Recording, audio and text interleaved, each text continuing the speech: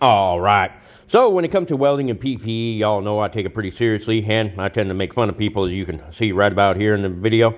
I think welding and teaching people in shorts and a cutoff t-shirt like Larry the Cable Guy is a great idea. It's not.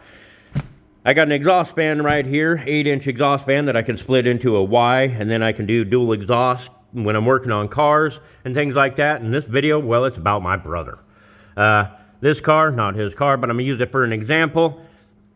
He had a broken exhaust right here. He went out fishing after my last video. That's why I have not made a video since. A little family emergency. You can see the grass was pushed up against the bottom of the car, causing the carbon monoxide to go straight into the cab and giving him carbon monoxide poisoning. He was then rushed to Utah hospital, Life Flight, and 3 states over.